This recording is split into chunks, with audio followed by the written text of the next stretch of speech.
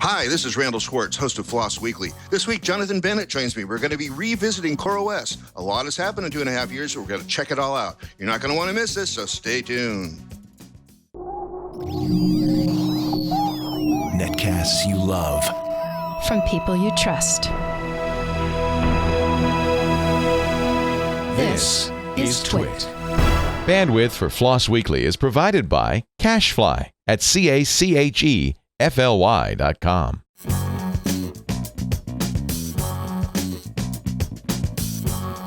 This is Floss Weekly with Randall Schwartz and Jonathan Bennett. Episode 397, recorded July 19th, 2016. CoreOS Update. This episode of Floss Weekly is brought to you by Braintree. Mobile app development can be complex, but integrating your payments no longer has to be. With Braintree, your business can accept nearly every type of payment from any device with just one integration. Learn more at BraintreePayments.com/floss. It's time for Floss Weekly, the show about free, libre, open source software. I am your host, Randall Schwartz. Merlin at Stonehenge.com, bringing you each week the movers, the shakers, the big projects, the little projects, projects you may be well aware of and want to know what's changed in the last 2.5 years, like today's show, or projects that you don't even know anything about at all and want to download right after this episode and go play with it. Joining me today is Jonathan Bennett, who's been on a couple of shows previously, but he's back again as my co-host. Welcome back. Hello, it's good to be here. Good. And where are you speaking to us from? I am once again in the home office in Lawton, Oklahoma. Cool. And some people may recognize this background. This is the 11th floor of a building in Santa Monica. I am at ZipRecruiter headquarters. That's what I was trying to say. I tried to do that all at once, though. And it's a nice sunny day out there. Expected high about 85. So I'm wearing a short sleeve shirt today again because otherwise it gets a little too worn out. So today, as I mentioned sort of in the opening, we have a return guest. CoreOS was on, let me see where my notes say that, was on back around episode 314 in October of 2014, and it was still kind of an infant project at that time. Okay, apparently they let anybody do this show. All right, infant project at that time, and but it's come a long way since then. I bumped into their representatives over at Red Hat Summit a few weeks back, and I thought, has it changed enough? Oh yeah, it's changed a lot, especially in a couple years. So we are going to bring back Brandon Phillips, who talked to us at that point about how CoreOS had developed so far, and there's a lot more to talk about. So CoreOS is is one of these things. It's all about containers, all about running thin and for servers, running in a way that you don't deploy the whole VM every time you want to deploy a new application. You simply have this thin the OS,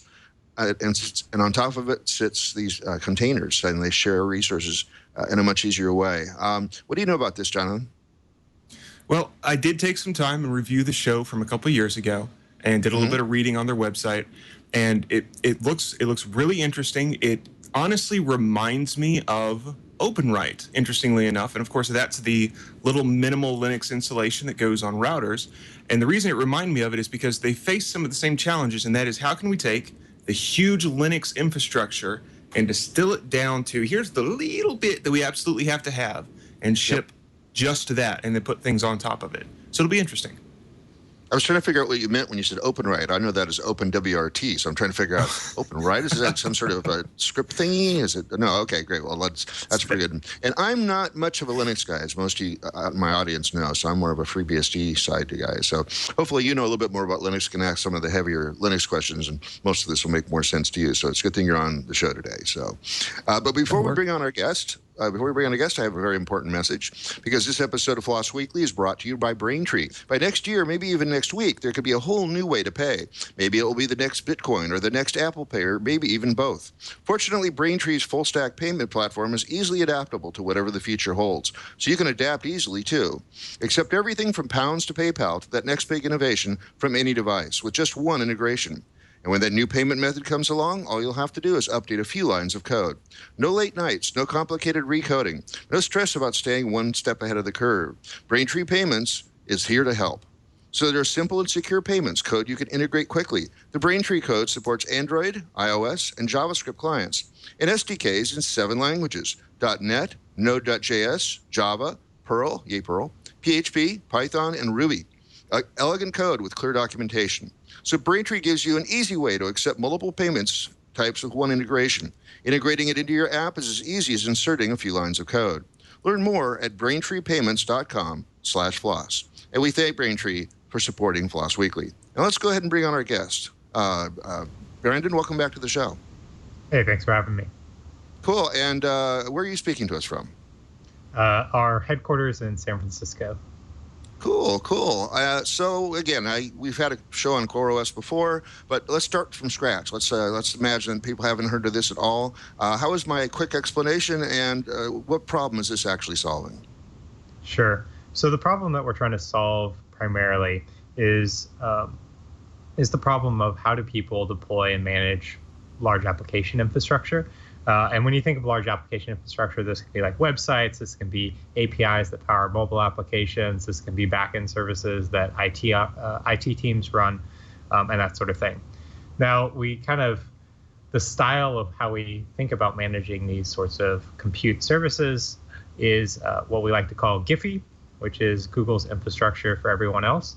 And what we're trying to do is bring kind of the secret sauce that companies like Google and Twitter and Facebook have used internally in order to manage their compute infrastructure, all their servers and storage, et cetera, and bring those technologies and that method of building out applications and infrastructure to other companies and organizations throughout the world through open source software and products.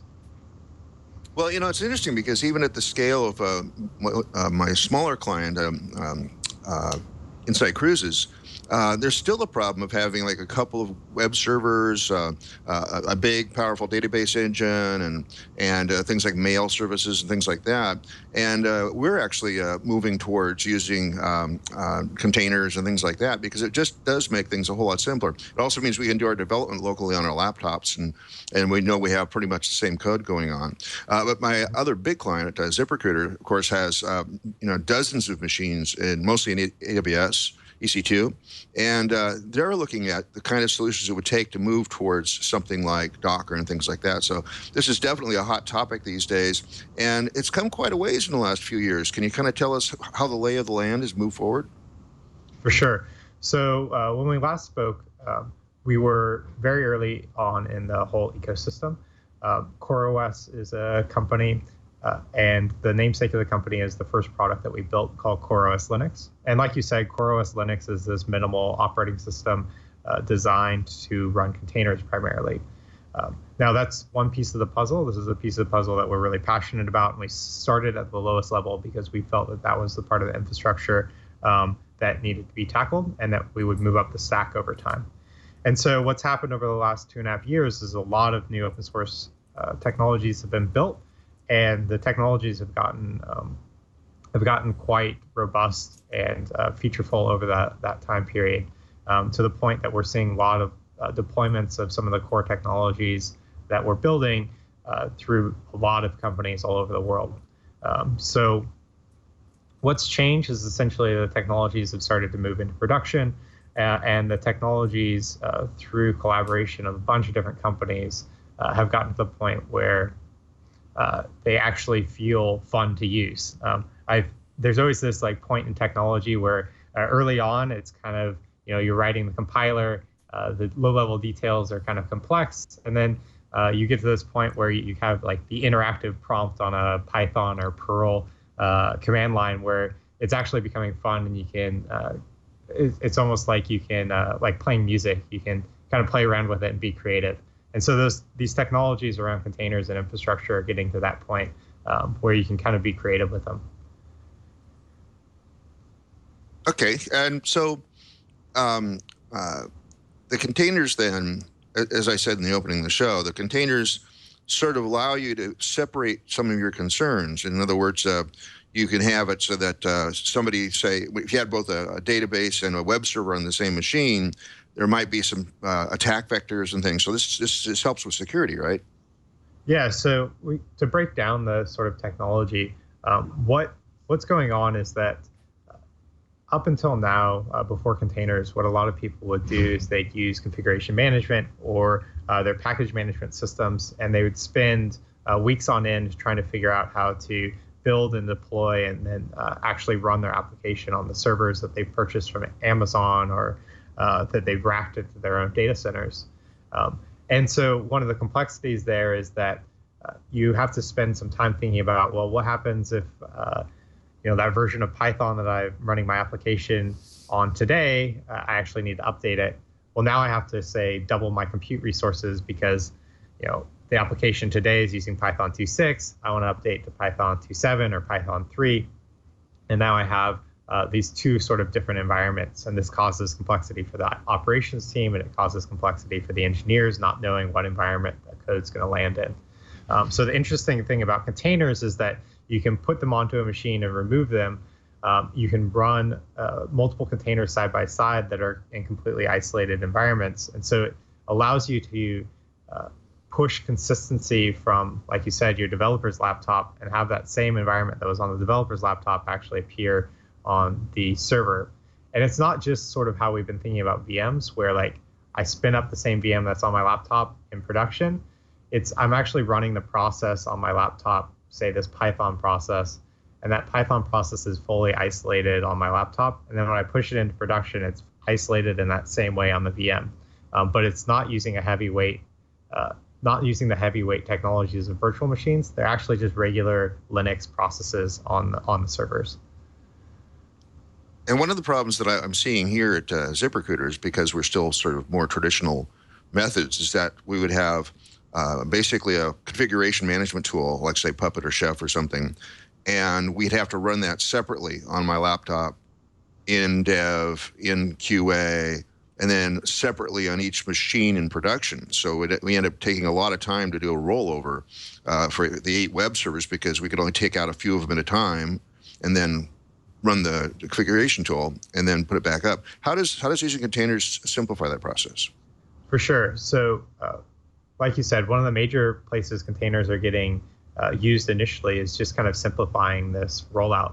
And so today what happens is you'll have one machine. That machine's dedicated to being a web node of some sort. So it's running the actual application code on that machine. And then you'll take it out of the load balancer, that entire machine out of the load balancer. Generally, I'm generalizing. You take that machine out of the load balancer, and then you deploy the new version of the application on that machine, and then you put it back in the load balancer. Now, the interesting thing about containers and the technologies that are being built around it is that you can actually run the old version of the application and the new version of the application right next to each other. And you can start to do interesting things like say, we'll route 10% of the traffic to the new version of the application. And they're running side by side on the same host. So you're never having to like take an entire chunk of your infrastructure out of rotation. You kind of bleed over the traffic from one instance to another, and you run those instances side by side on the same physical or virtual machine. Okay, and so tell me some of the new projects that have been brought on to the CoreOS sort of infrastructure team since a couple years from now. I saw a bunch of new names like, there's improvements to etcd. You want to start by talking about that? Sure. So early on when we started CoreOS, one of the things that we're really passionate about is how to service and update servers. So one of the sort of status quo things about the entire industry is that you install something on a server and then you don't touch it. Obviously, this is a bit of a problem because, as we know, every day new vulnerabilities are coming out, new zero-day vulnerabilities, and you need to be cycling and keeping those servers up to date over time. So in order to actually service updates to machine, it'd be very, very nice if it was automatic, so system administrators don't think about it. Now, the automatic updates in CoreOS Linux are optional. You can opt out of it or pause it as you wish. But we wanted those updates to be able to be serviced automatically for people who want to not think about this problem of how do I keep the underlying server infrastructure up to date. And so we built this thing called etcd, which is a key value store that works kind of like computers acting out democracy. So you run multiple copies of etcd. They all have a copy of the current decisions that are being made. And then through a voting process, when somebody submits a change into the etcd database, they decide on the new state of it, whether they're going to accept that right or not. And once the write has been accepted, it's replicated to all the machines in the cluster. And what we use this for is coordination of the cluster, say knowing where processes are in the cluster, or in the case really early on with CoreOS Linux, actually deciding whether an individual machine can reboot to apply updates to, say, its kernel. And so over the last 2 years since we last spoke, etcd has found itself in a ton of large production infrastructure. And one of the biggest projects that has adopted etcd is this project called Kubernetes, which is a project introduced by Google that has a ton of different open source collaborators. We're huge collaborators. There's a bunch of other companies working on it besides just Google now. But Kubernetes is an open source version of Google's Borg, which is kind of the secret sauce that they've been using to run their servers over the last 10 years. And through this open source project, they selected etcd as the primary data store. And so over those last 2 years, we've been doing really a ton of engineering to ensure that etcd is very resilient to failures, whether that's machine failures, kernel failures, network failures. In fact, one of the engineers found and fixed a bug in TempFS. We found that there's an off by one error in the page handling of TempFS in the Linux kernel. So the database has done a lot of really robust testing, because this is the kind of cornerstone, the foundational piece of a lot of these systems. And etcd's kind of found itself as kind of the de facto standard of these what are called consensus data stores. Cool. And what's Canal? Canal, so in Kubernetes, you have the idea of the control machines, and these control machines are essentially the managers. So you may have 1 or 5 control machines, and then you have dozens or hundreds or one worker machine that's actually running the application workload. And then on each of those worker machines, you have 1 or more containers, and each of those containers has an IP address. So you can put them behind load balancers. You can log into them. You can hit them with curl from your workstation, that sort of thing. And so one of the challenges is that in a lot of environments, setting up multiple IP addresses per host can be a little tricky. So we provide a number of different options through this project called Canal, say to generate a overlay network so that all these machines can talk to each other, or to talk to your existing routing infrastructure to do BGP announcements of, hey, this machine's currently running a container on this IP address and it needs to talk to this IP address. And we can start to do stuff like enforcement. So you can say, my front-end application needs to talk to the database, but it's only going to be making ingress connections. The application's only going to be talking to the database. The database shouldn't be talking to the application. And so Canal has this enforcement policy to it as well. So you can start to do what network administrators have always wanted to do. The application developers are incentivized to mark up their application for service discovery reasons to say, my app needs to talk to the database. And then network administrators can start to do things like say, well, I want to enforce that only the application can only talk to the database. It can't talk to anything else within the environment.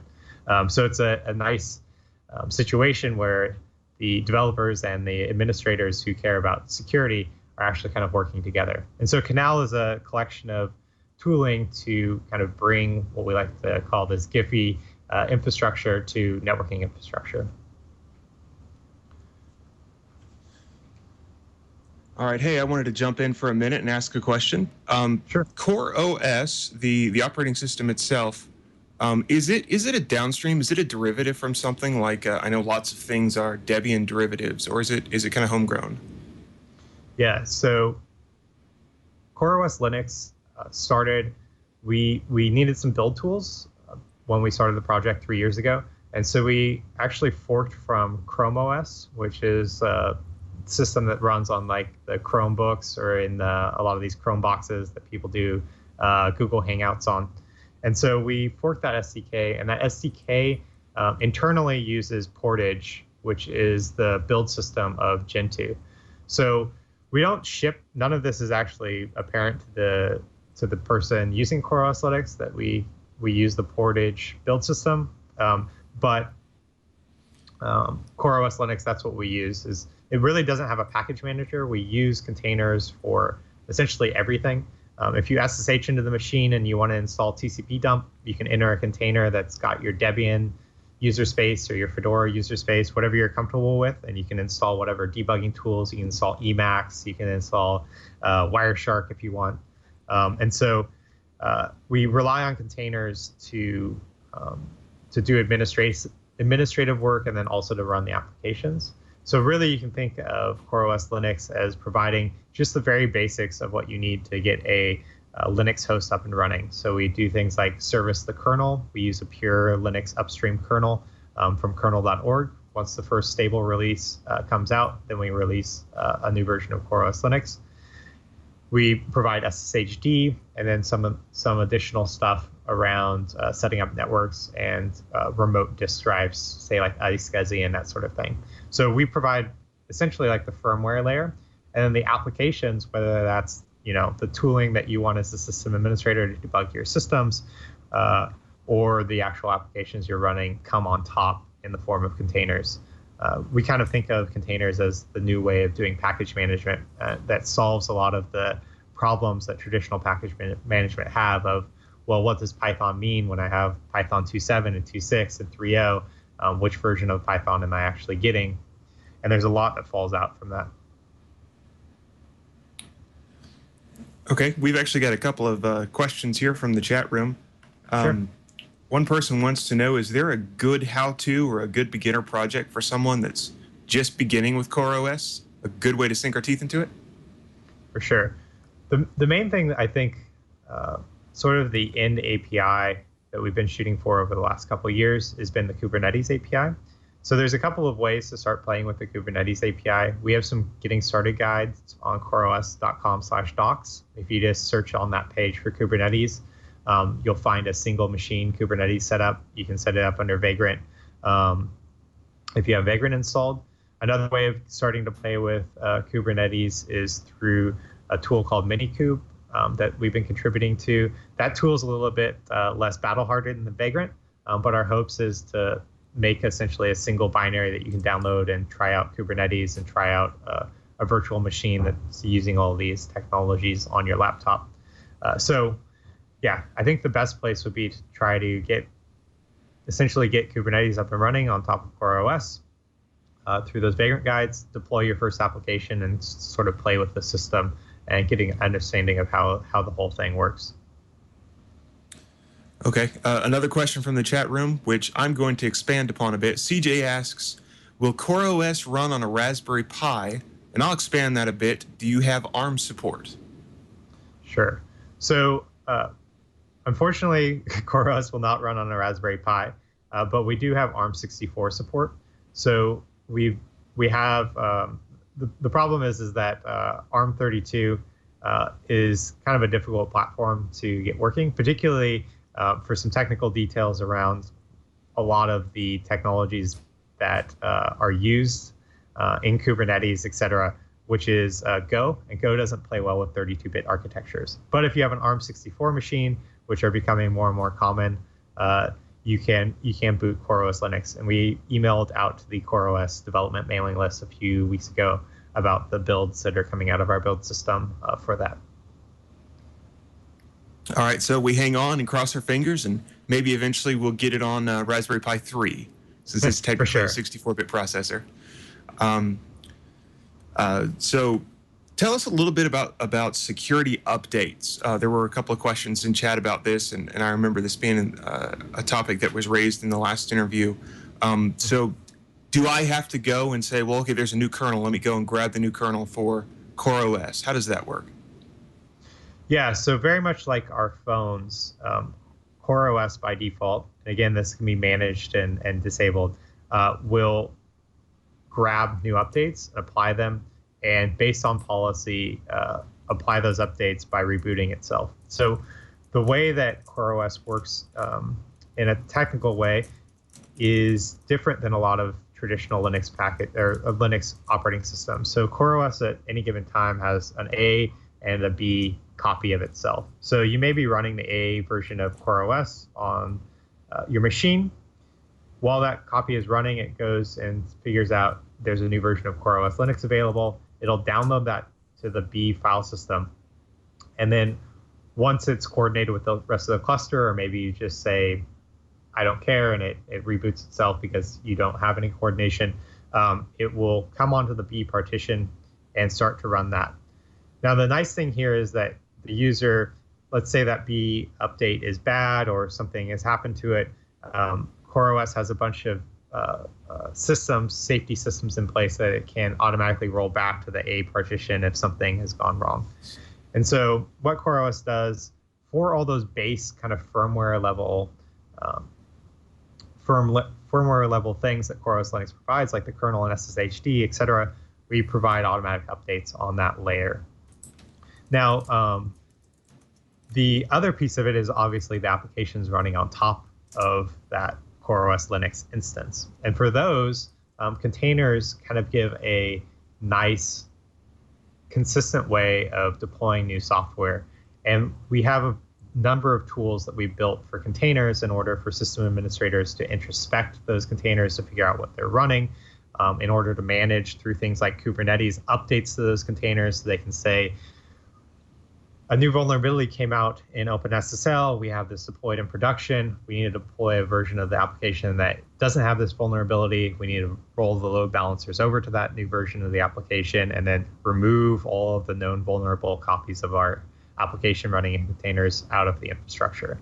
And so Kubernetes provides that sort of level of API of being able to really confidently introspect the infrastructure, figure out what containers are running, and roll over and put new versions of the application in production. And then through open source projects and products like our Quay product at quay.io, what we do is we actually look through those containers that you've built. So say you have a container with Java or OpenSSL or something in it, we will look through that container and say, well, what versions of software are in these containers? And we can notify you through email or through other notifications to say, well, this container that you have that is on your account has XYZ vulnerability. And we do this as a continuous scan, essentially very similar to those security agents that you may be running on your host live, only this is sort of done statically. So it's introspecting and looking through all of the copies of software that you may have deployed in your infrastructure. And so that's through an open source project we have called Claire, and through our product, a hosted product called quay.io. QUAY.io. Okay, let me make sure I understand this. So, using these projects, it doesn't matter what containered process I'm running. It will go through, and even the ones that until you ran it, it knew nothing about it. It'll go through and scan and alert and say, "Hey, you've got this out of date piece of software. You should go update it." Is that how that works? Yeah, so why don't we walk through how a container actually gets built? So a container, generally today, what happens is that somebody will say, I need Java, I need some other things inside of my container, and then I'll put in the jar file or the WAR files or whatever else I need to actually run the application. And so what they'll do is they'll have this file that describes, this Docker file that describes what goes into the container. And they'll usually start from some existing app or operating system, user space operating system like Debian or Fedora or something. So they'll apt-get install Java, and then they'll copy their actual application logic on top of that. And so what they do is they create essentially like a root. So a root file system that has everything that is needed to support this Java process. And then that gets uploaded to a registry after they build it. One of the registry we provide is called Quay. And in that registry, we have all the metadata that we need to tell you, well, when you built this image, the Java that you built was up to date, but now today a new vulnerability in Java came out. And so we can notify you, hey, this thing that you've uploaded to us, it actually has vulnerabilities. You need to go check your infrastructure to see if you're running a copy of it anywhere. And if so, build a new version of the container and deploy that. Wow, that's really impressive. There's a lot of really cool features with CoreOS, but that to me is kind of a killer feature. That's really impressive. So we're talking a little bit about security, and there is something that I've wondered about containers for a while, and that is this idea of a container versus a VM. And virtual machines have been around for a while, and there's this concept of encapsulation that even if the things running inside a virtual machine get compromised, there isn't any way, or there shouldn't be any way for the compromised system to break out of the VM and try to attack the mother computer, the VM host. Do containers work the same way? Has that been tested as well as VM? And then does CoreOS have anything in place that gives even more protection against that kind of a breakout attack? For sure. So VMs do provide a very solid level of protection, and this level of protection, for the most part, is sort of guaranteed at the hardware layer. Of course, there have been all sorts of examples where VMs have been able to break out of their even VM jail and affect the host operating system. Famously, this has happened to public cloud providers, and I'm sure that all of us have had to update our VM infrastructure at some time to fix these sorts of issues. Now, in the world of containers, I think that the state is improving. It's not as locked down as virtual machines. And this is because containers are really just regular Unix processes running on top of a shared kernel. And so essentially, unless you would trust an application to run on top of a shared kernel today, you probably shouldn't be using containers from different sources, from different trust domains on the same virtual machine or on the same physical hardware.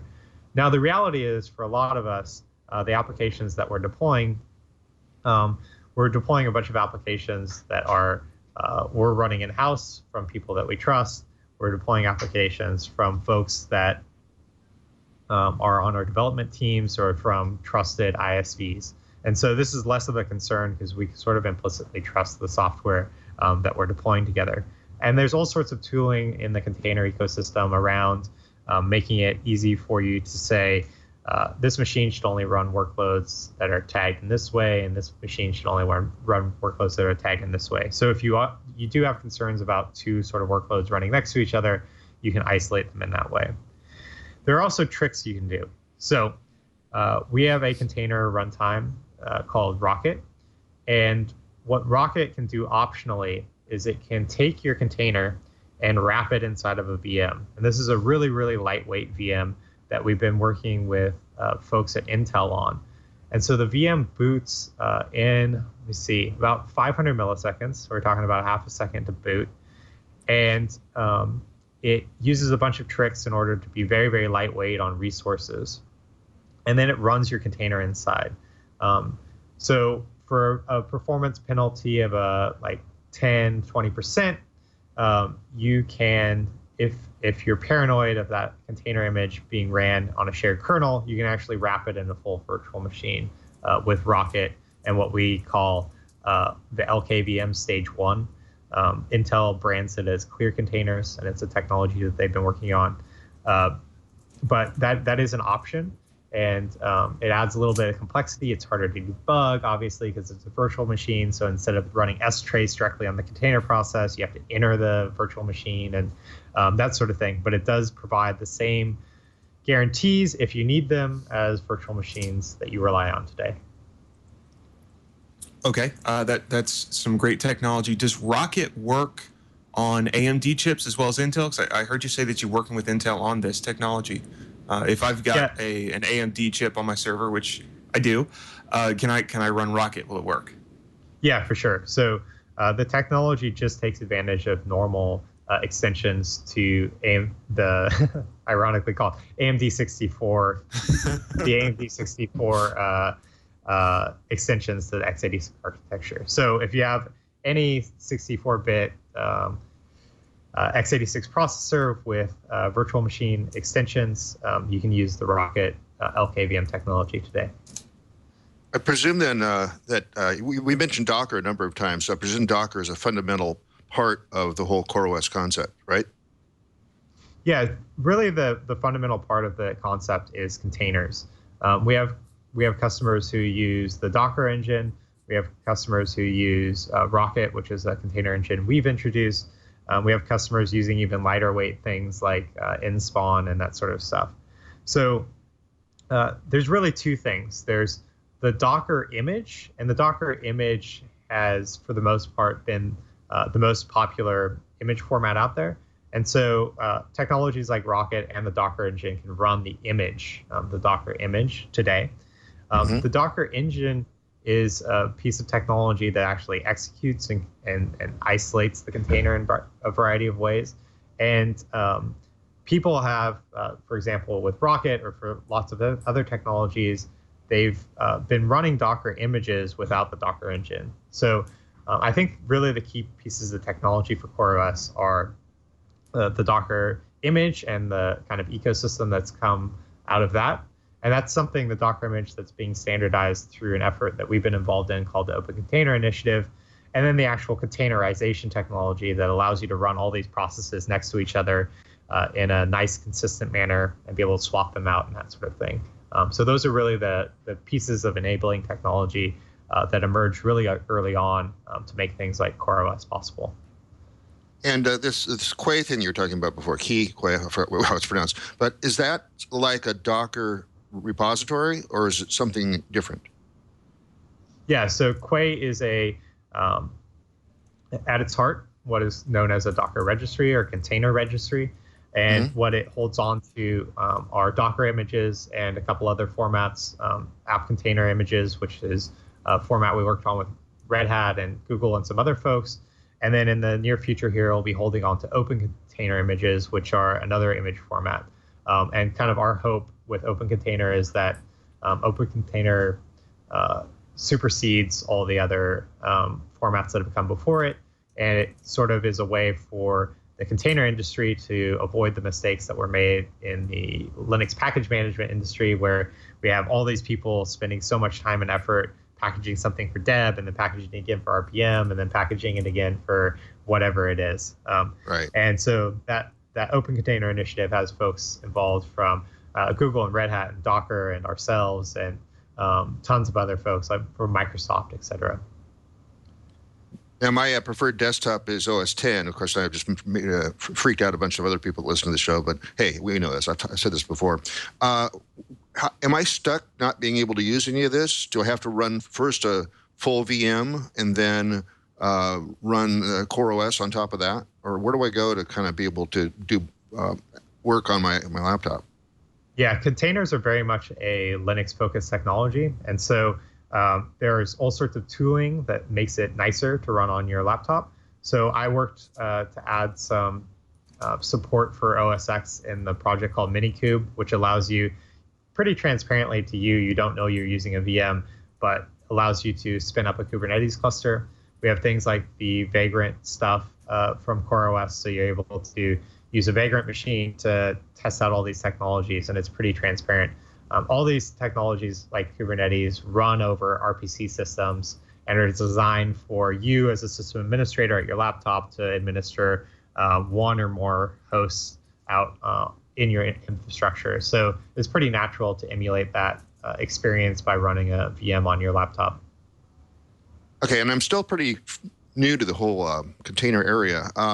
How do I develop with this? Do I run my Docker build and get an image that then gets launched? But how do I change files while it's running to make sure that, as I'm tweaking and making this HTML file look different or whatever? Where does that live? For sure. That the development experience around containers is still sort of developing. So one of the things is people do use this Docker build cycle as kind of an iterative cycle. The latency of that can be a little bit high. So I think a lot of people are used to, the sub 1 second latencies of I go into my editor, I edit it, I write it, and then I refresh my browser or I run the script again. And we're not quite that fast on the sort of iterative cycles of containers. People are doing that, but it's more of the classic, I'm going to do the final big compile run and then test it against, a dev or testing environment. So what we find a lot of people doing is they'll run the components that they know they're not going to modify, like their databases or their load balancers in containers. And then Kubernetes allows you to forward those containers to your local workstation, whether they're running on a VM on the cloud or whether they're running on a VM on your laptop or physical gear in your QA environment. They'll forward the pieces of the infrastructure they need to their laptop and then do their normal local dev experience against those testing resources and sort of develop in a way that they've been used to up until now. I think there's a lot of opportunities and technology that can be built to make that dev experience for a container as fast as the experience that people have, just the regular reload on the local file system experience, but it's not quite there yet.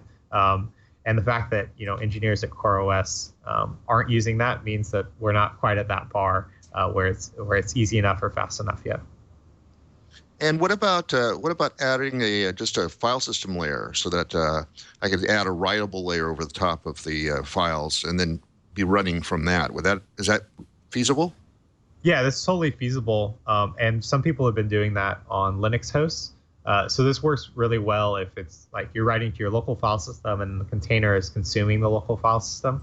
It gets a little bit trickier when you're talking about running on a Windows workstation or a OS X workstation where there's actually going to be some sort of copy or network file system or some sort of caching layer between you and the machine that's actually running the container. And that's where the experience starts to break down. And like I said, there are people working on it. It's something that we're considering in the Minikube project. There's been some work done by the folks at Docker to make Docker for Mac work well. But it's kind of a point-by-point workstation OS by workstation OS effort. There's really no magic button that'll make this super easy, and I think it's still a work in progress. All right, Brandon, I did have a couple of other questions. When we talked about Rocket, our chat room kind of went crazy and they wanted to know more about it. Mainly, one of the questions was: is it VMware? Are you running a microkernel, or as I suspect, are you actually running another CoreOS instance inside of your VM? How does that work? Yeah, so the Rocket LKVM Stage 1, what it uses internally. So first, Rocket has this idea of stages. That's why we called it Rocket, because if you're familiar with the space industry, rockets generally have multiple stages. And one of the stages is the actual isolation. And so what we have is we have the classic Linux container isolation, which is our default stage 1. And then we have the LKVM stage 1. And the LKVM stage 1, what it does is the previous stage sets up all the file systems, downloads the container images, verifies them optionally with cryptographic hashes, etc. And then what we do is we execute using LKVM, which you can think of as a even lighter weight version of the QEMU KVM tool. We launch a CoreOS Linux instance with a super modified kernel that uses some technologies called DAX, which is Direct Access Execution, essentially making it for a really, really lightweight kernel. And we boot that very, very quickly. And then we execute your container as normal, as if it had been under the default stage 1. So yes, what happens is that essentially we, through turtles all the way down technology, we execute another CoreOS instance only with the really lightweight kernel in order to achieve this. So the real question is, can we put CoreOS inside a container? Yes, that's essentially what's being done. It really is turtles all the way down. That's great. Exactly. We had a question from the chat room from Gray580 or Gray580. How well does CoreOS handle crypto coin mining, like CPU mining? And then there was an addendum to that. Someone is interested in using different containers to mine a couple of different types of crypto coin at once. Yeah. So CoreOS is great for these sorts of use cases where you want to be running different applications. And using containers, you can say, start to do arbitrage on your own machine. So you could say, well, looking at the markets right now, Bitcoins are doing better than Litecoins, so I'm going to dedicate more of my CPU through isolation at the container level to the Bitcoin miner, then the Litecoin miner. So you can do all sorts of interesting things. And the fact that CoreOS Linux uses the upstream kernel means that you're getting the really most performant Linux kernel, hopefully, that exists. We actually have a lot of customers like International Security Exchange who use CoreOS Linux primarily because the benchmarks have been so good for them. Unlike kind of traditional operating systems, we're shipping the latest Linux kernels, and generally the latest Linux kernels are the fastest. And so if you want to get the most Bitcoins for your watt, you should definitely be using CoreOS Linux. It's great. So what about Clair and Taurus? What are those? Why do they matter? And what are you doing with them? Yeah, so one of the things that we do at CoreOS is we try to introduce new open source technologies that we feel solve significant problems that haven't been solved yet.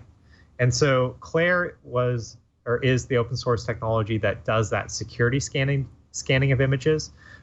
It comes from the French word for clear, and what we're trying to do is essentially, instead of making the images completely opaque, something that you can't understand, we try to glean metadata out of the images to do things like tell you, hey, this version of OpenSSL in this container needs to be updated. And so that technology has been integrated in a bunch of different open source projects. We've been talking to groups from the largest companies in the world, all the way to hobbyists who just want to understand how these container technologies work. And that's kind of what Clair is. It's security scanning, open source security scanning for containers. Taurus is a project that we introduced a few months ago. And Taurus is a essentially replicated block storage. And what we're trying to solve for here is that in containers, one of the things that's really important is holding on to state. There's kind of this meme that's going around that containers are only good for 12-factor apps. When you talk to Google or you talk to any of these other large companies like Facebook and Twitter, they use containers for everything. They use containers for their stateful apps. They use them for their databases, et cetera. Now, in the open source space, we're not quite there yet. And one of the reasons we're not quite there is that managing and understanding and operating a replicated disk, so where you're actually saying, when I write to disk on this machine, it's actually a copy of that is getting replicated to multiple machines in case this machine dies, is really hard. And so we built Taurus as sort of our opinion on how these replicated block systems could be put together. And it's really an early prototype of how we feel like those systems should be built. The main things is that we try to make it as quick as possible to deploy. So within a couple of minutes, you're able to get a full Kubernetes cluster up and running that you're able to run databases on, and you're able to just completely destroy the machine that had been running the database, and that database will come back up in the exact same state on a new machine. And you're able to kind of deploy this complex distributed system in a few moments. And we build it on top of components that we really have confidence in, like etcd, which is that consensus data store we talked about early on. And etcd is being used in lots of really critical systems today. And we wanted to show how you could build things that are hard and important, like replicated block on top of systems like etcd. So that's what Taurus is. So I've been playing a little bit with Docker, and on my Mac, I'm using boot to Docker. Could CoreOS run under boot to Docker? Yeah, so are things like CoreOS Vagrant for booting up Kubernetes, and then Minikube are very similar to that system.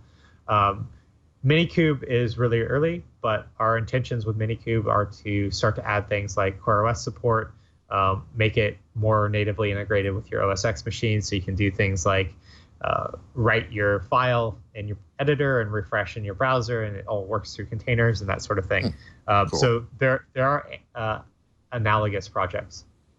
Cool. Okay. And I had said the thought earlier, we kept talking about lighter weight kernels. If you make it too lightweight, does it just float away?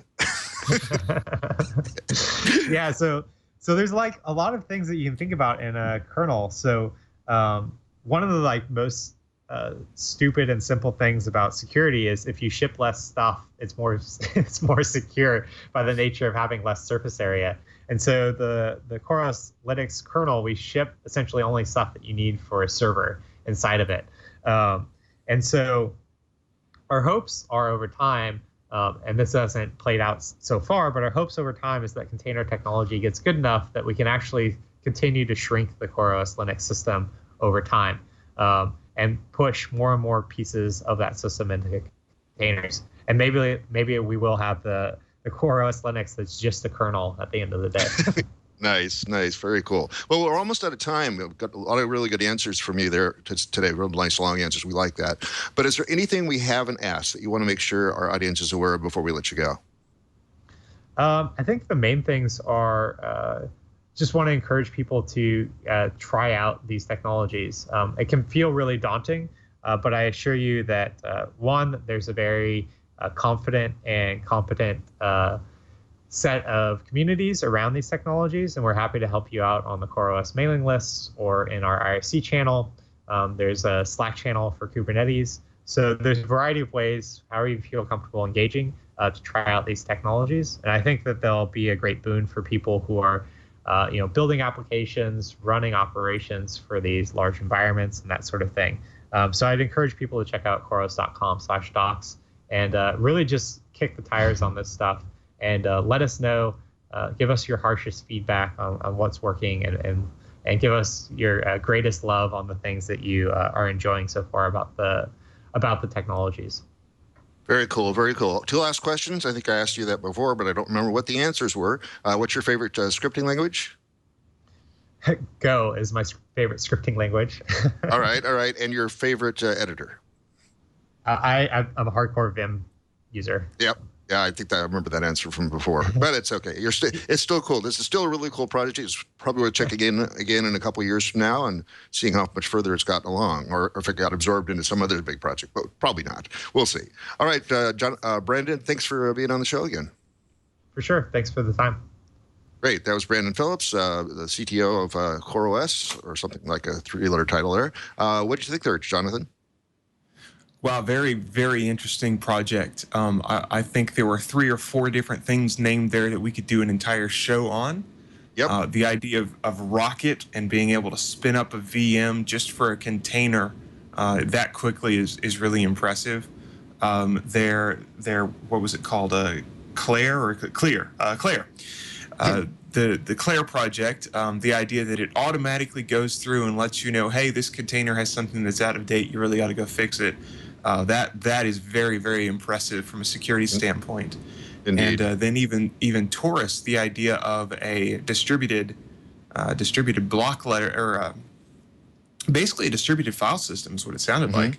Yeah. Could be very interesting and very useful for doing all sorts of things in containers. I'm curious. I'm curious what kind of use that has even outside of the container world. But I guess that'll be a question for a different show. Definitely. Yeah, we keep talking, again, another half hour on this and still not be able to through all the project here. So let me tell you who's coming up. We've got Karina next week. It's an easy-to-use, instant-on native container environment from Rackspace. This is what happened when he left. They started working on something else. Great. The show after that, the August 2nd show, has been preempted by the network. Apparently there's some big live announcement. And so don't try to tune in. And what's really great is that I've been involved every week since my cruise, and I'm like very happy that sorry, watching the video, my light just went out. I'm trying to get it. There we go.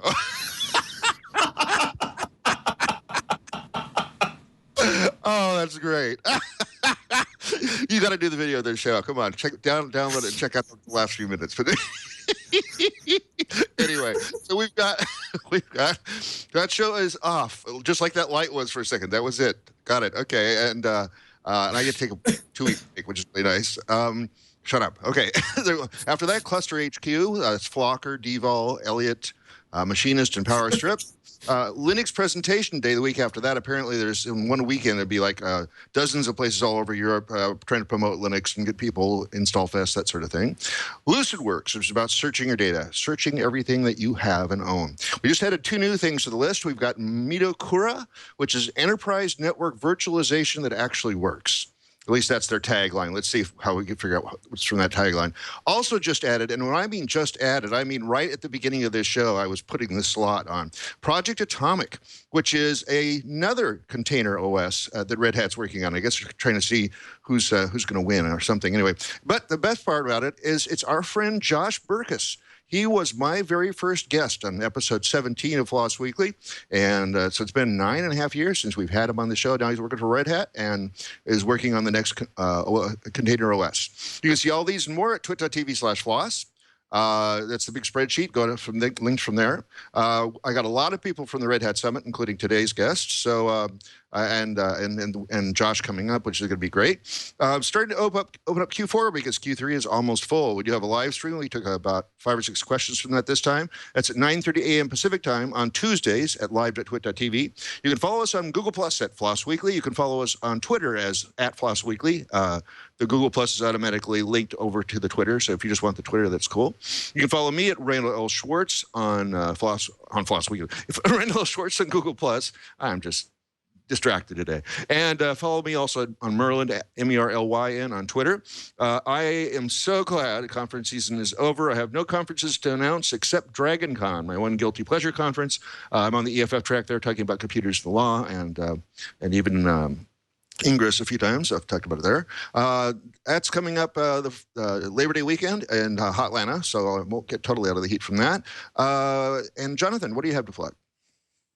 Well, I wanted to mention that I am JP_Bennett over at Twitter, but the big thing this week is we just released a beta version of the FWNOP GUI desktop app. It's got some really interesting things in the new version, and that's available at incom systems.biz/FWNOP-GUI/downloads.php. So go check it out and let me know what you think. Good deal. Well, Jonathan, thanks once again for stepping in. I mean, I think you have the record for became a brand new co-host and hosted the most shows. So thanks for helping set that record. Hopefully we'll get some other people in next week. My pleasure. All right, great. And we'll see you all again next week on Floss Weekly.